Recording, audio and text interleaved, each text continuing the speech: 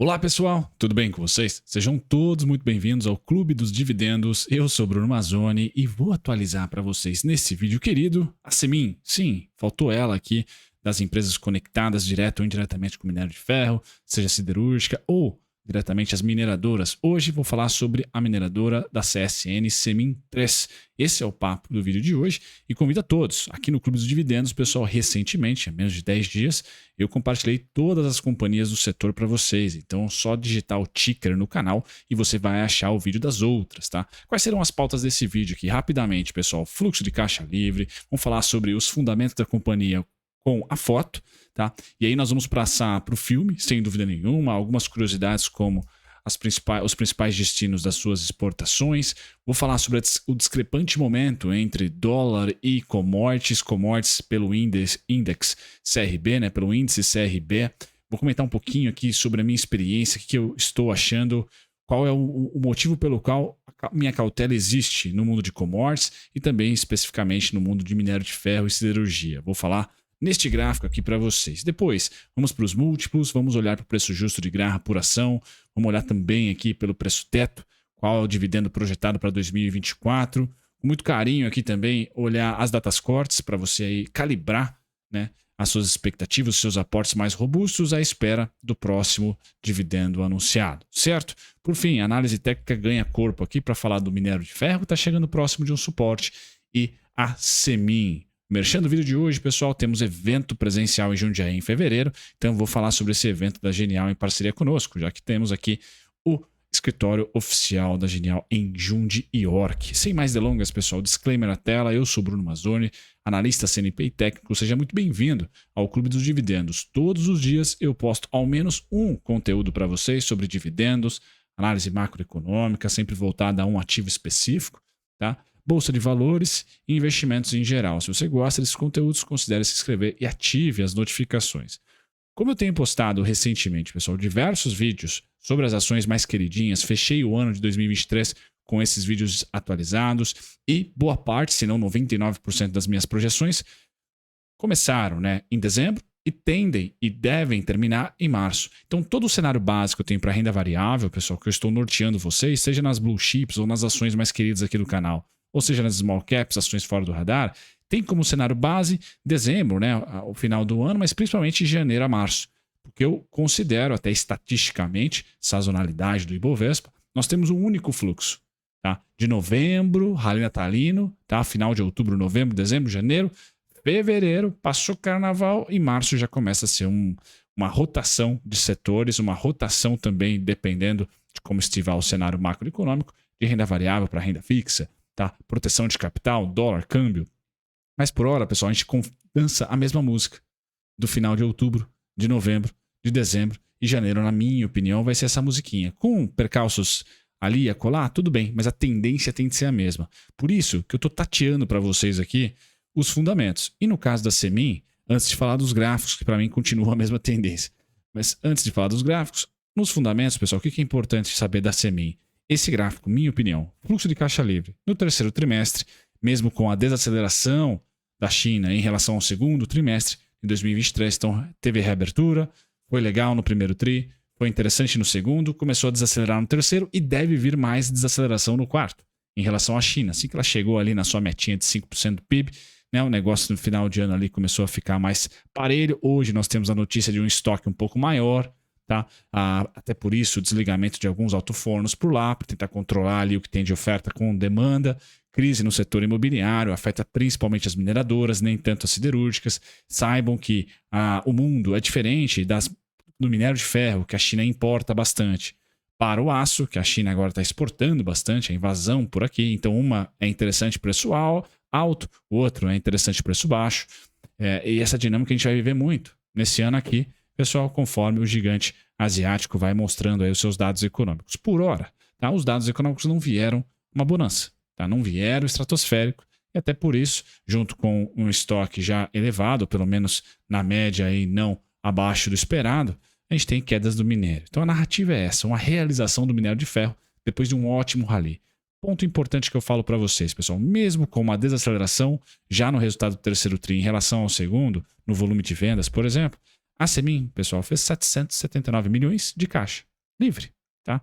Já pegando seu CAPEX, já pegando juros, já pegando imposto de renda, já pegando aqui passivos, ela conseguiu juntar do seu resultado operacional, o EBITDA ou EBITDA, quase 800 milhões. Ou seja, uma empresa que não está no seu mundo dos investimentos acelerando, não está com grandes projetos. Uma empresa que, na minha opinião, é conservadora. Qual que é o pepino que você tem que olhar, principalmente você, investidor, pessoa física, que está no começo da bolsa, às vezes não tem tanto tempo para analisar uma empresa. Qual que é o mistério aqui da Semin para 2024, pessoal? Payout. Tá? Esse seria o mistério. O que é o payout? É a porcentagem do lucro que a empresa destina para dividendos. Tá? Ela está pagando um dividendo estratosférico, quase o dobro do lucro, por exemplo, de 2022. 2022 já pagou 184%. Ah, mas ela tem esse capital, pessoal? Capitalizou recentemente, IPO. Tá? Isso não é, no longo prazo, algo saudável. 2023 vai fechar acima de 100%. Então, aqui é um compartilhamento de quem começou a investir em 2010, né, no topo da bolsa. Né, a bolsa entenda como Vale. Comprei o topo da Vale em 2010.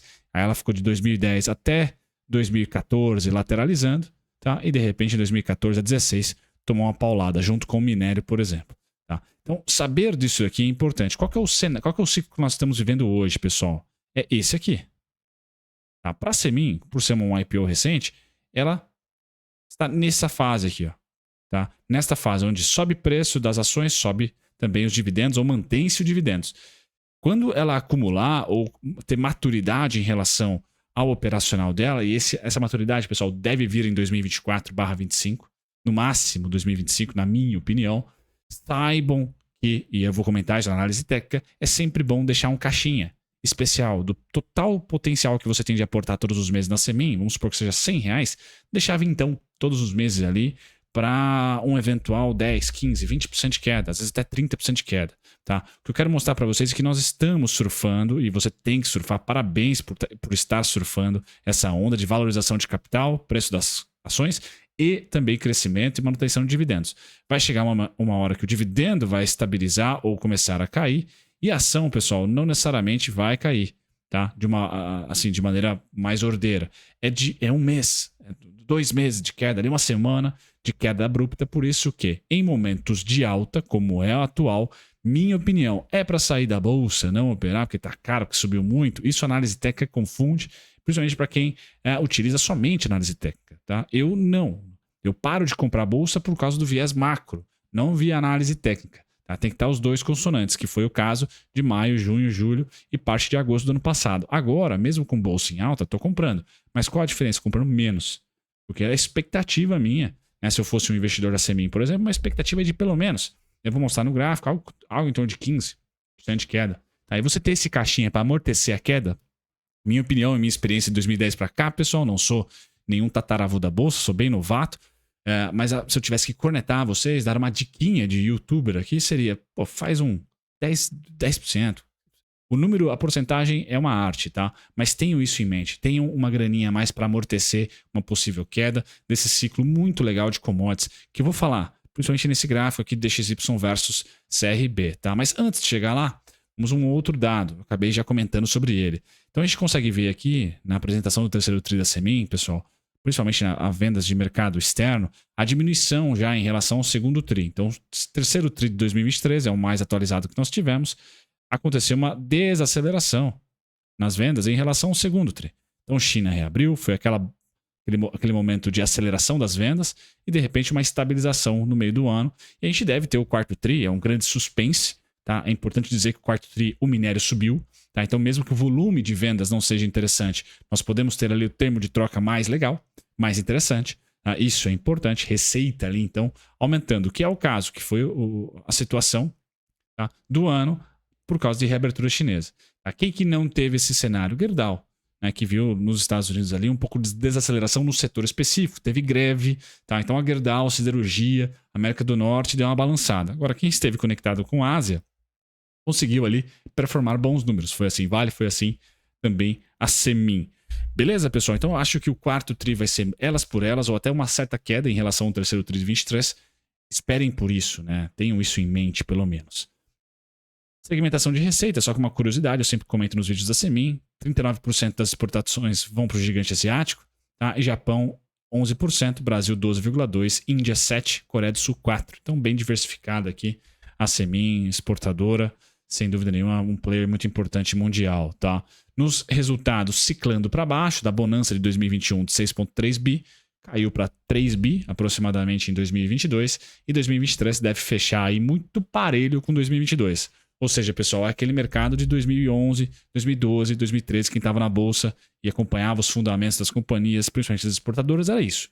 Tá? Commodities ainda aquecidas, dólar estável, né? Sem dar grandes nuances de alta. Então as empresas se transformaram em vacas leiteiras. O que é importante a gente olhar, pessoal? Alavancagem, na minha opinião, e investimentos. O que a empresa vai fazer de investimentos? Qual que é ali o seu plano estratégico e a alavancagem atual. No caso, a Semin não tem grandes planos estratégicos, planejamento de grandes investimentos. Ótimo para você, acionista que quer renda. Ela vai continuar 2024, apesar de um payout estratosférico, está com grana de IPO para isso. Tá? Eu só quero educar, ou pelo menos compartilhar com vocês, de que uma hora seca, tá? Para não alavancar. Beleza? E a minha tese para essas empresas é que elas param de pagar dividendos, não vão fazer investimentos estratosféricos para não ter alavancagem, porque sofreram muito de 2014 a 2016. Então, o remédio que elas aprenderam com uma China crescendo 1/3 do que crescia de 2000 a 2011, pessoal, esse remédio muito provavelmente vai fazer com que nessa década aqui, né, 2020 para 2030, as empresas exportadoras, principalmente para o gigante asiático, sejam mais cautelosas. É natural, né? O espelho está muito recente, a experiência está muito recente do tombo, né? Grandes investimentos, hidrelétrica, etc, etc. E no retorno não chegou. Certo, pessoal? Então espere uma desaceleração. Seria prudente, acho que é o mínimo que eu posso dizer para vocês. Desaceleração nos dividendos. Não acho que a alavancagem, a super alavancagem virá. Aqui eu só quero comentar, pessoal, o seguinte. Esse gráfico vem de 2005 para cá, esse é o contexto. DXY, dólar em cima. E o CRB, que é o índice de commodities aí para baixo, também contempla metálicas, tá? O que é o convencional, pessoal? O que a gente mais está acostumado a ver, tá? Primeiro, sempre que a gente tem crises sistêmicas, é bom comentar para vocês como foi 2008 e como foi aqui 2020, tá? Os movimentos são esquisitos pós-crise, tá? Não tem muita correlação entre dólar e commodity, porque o pessoal foge, um foge para o medo do risco, para o dólar, e o outro olha para uma recuperação econômica, aposta em commodities. Então, em determinado momento, os dois sobem, os dois caem, não tem muita correlação. Mas quando a coisa dá uma engrenada, pessoal, qual que é o comum de se ver? Se um sobe, como é o caso do DXY de 2011 para frente, as commodities tendem a cair. Se as commodities sobem, o DXY tende a cair, como foi aqui de 2005, tá? A 2008, commodities para cima, DXY para baixo. Ficou cheio de setinha, pessoal, mas o que eu quero trazer para vocês é que a correlação numa amostra maior de 10 anos, por exemplo, ela tende a ser um para baixo, outro para cima. Em períodos de crise sistêmica ou de recessões, etc., a coisa fica um pouco bagunçada, mas depois volta a uma normalidade. O pessoal está demorando para voltar a uma normalidade pós-2020. Tá? A gente percebe que 2020, tá? O DXY cede por causa do corte de juros do Fed. Tá? As commodities avançam bastante por causa da quebra da oferta, da cadeia supply chain do mundo inteiro. Só que aí o dólar subiu muito de 2021, 2020, segundo semestre, até 2023, junto com as commodities. Aqui, pessoal, tá na setinha. Eu vou dar um destaque para vocês. Qual é o momento histórico, vamos assim dizer, que eu estou querendo que vocês enxerguem aí em casa. Tá? É esse daqui. Ó. Subimos forte no dólar. Subimos forte nas commodities. O que eu quero dizer, pessoal? Agronegócio nunca ganhou tanto dinheiro aqui no Brasil. Minério de ferro nunca ganhou tanto dinheiro aqui no Brasil. Petróleo conseguiu pegar boa parte dessa pernada, né? Com o aumento da produção, pré-sal e etc. Bom, qual que é o normal, pessoal? Um sobe, outro desce. Tá? Em algum momento isso vai voltar. Por hora, tá muito difícil apostar, porque ambos estão iguais. Lateralizando commodities, lateralizando dólar. Tá difícil, não tem uma direção. Por isso que eu comentei com vocês no começo do vídeo. Deixa lá 20%, 10% num caixinha CDI, rendendo ali com liquidez diária, algum CDB. Tá certo? Com 20, então, você já pode investir nesses fundos aí. Geralmente tem uma carência aí de 2, 3 meses, mas depois você já pode liquidar se você quiser. Tenha uma estratégia, tá? Porque se, por exemplo, for a tendência do dólar para cima, pessoal, a gente vai tomar pancada nas commodities. como foi de 2011 a 2014, 2016, tá? Então, com dólar para cima de 2011 até 2016, as commodities vieram para baixo de 2011 até 2016, tá? 2016 fizeram um fundo, vocês sabem a história do Ibovespa, tá? E o dólar, nesse caso aqui, fez fundo em 2018. E aí vocês podem me perguntar, caramba, então por que o dólar subiu ou tentou subir e as commodities aqui tentaram não cair, né?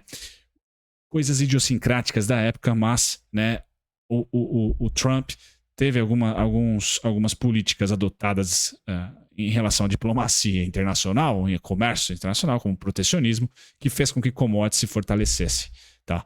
Mesmo com o dólar se fortalecendo. Então ele teve esse tipo de dinâmica. Acho muito mais aqui idiosincrático as políticas adotadas pelo Trump, mais protecionistas, e o mundo começou a ser protecionista também. A trade war fez com que o dólar e as commodities se mantivessem ali aquecidos ou pelo menos consolidados. O mais natural, um para cima, outro para baixo.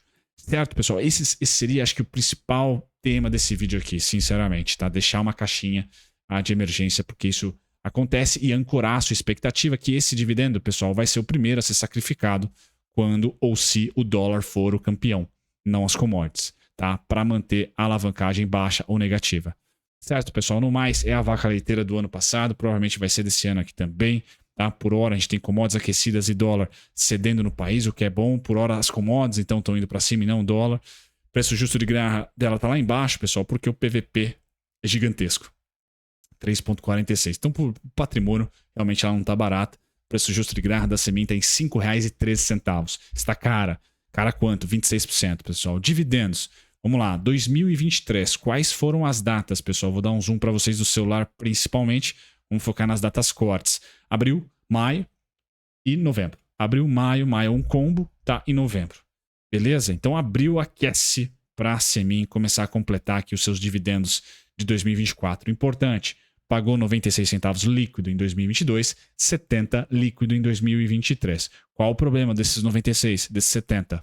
O payout foi acima de 100%. O que é payout? Porcentagem do lucro distribuído em dividendos. Ou seja, o dobro ela pagou em dividendos do que lucrou. Então, isso é bom saber, pessoal, que ela não está navegando ali tranquilamente, não é um payoutzinho ali de 30%, 40%, não. É cento e lá vai fumaça por cento de payout.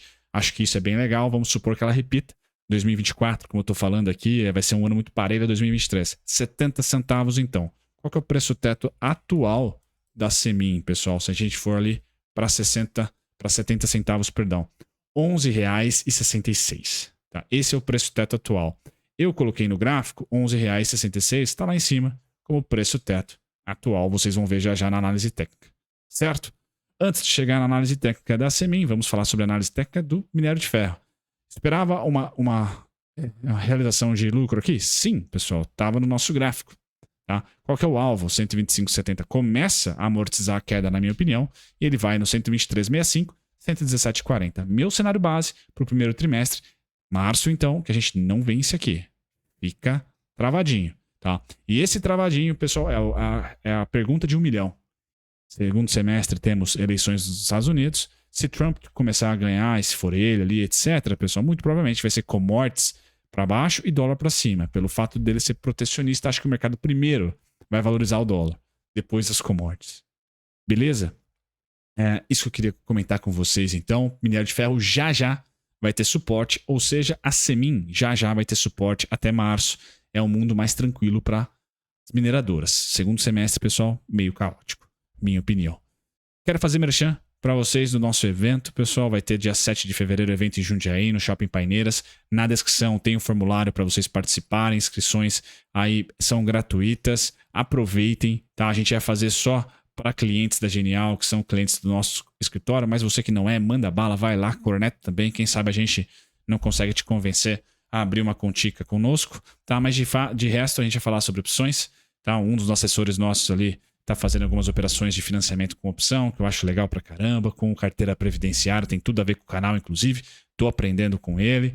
Vamos falar sobre cenário macro comigo, vou dar uma cornetada. Vai ter também a Ariane, que é economista, vai falar sobre cenário macro muito melhor do que eu, e eu vou falar sobre análise técnica junto com o Gui. Tá? Então, se você está interessado em fazer perguntas, participar, networking, coffee break, uma cevada no final ali também, por que não? Manda bala, pessoal. Shopping Paineiras, Jundiaí, dia 7. E as inscrições estão na descrição, que é um formulário. Vai ser o primeiro link na descrição para vocês. Finalizando com o Semin, o que vocês mais querem saber? Aonde que está o desconto? Pessoal, Semin, para mim, no primeiro trimestre, o desconto está em 6,27. Antes daquele dividendo de abril, 6,27, 5,83, 5,42. São os 3 grandes destaques, tá? O primeiro dele é 6,27. Então, se ela tivesse liquidez, é ali que eu estaria interessado. E aí eu comentei com vocês da graninha, né? Da graninha que vocês deixam em caixa, 21%, pessoal. É a graninha. Tá? É a queda dela em um mundo ainda aquecido de commodities. Quando a gente coloca 21% para o futuro, ou seja, preço futuro, a gente chega aonde? R$ 6,33, pessoal.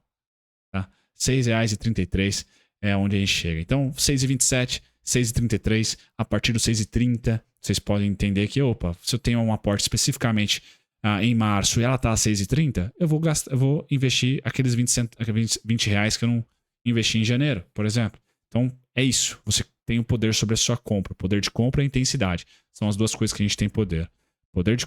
Preço de compra e intensidade.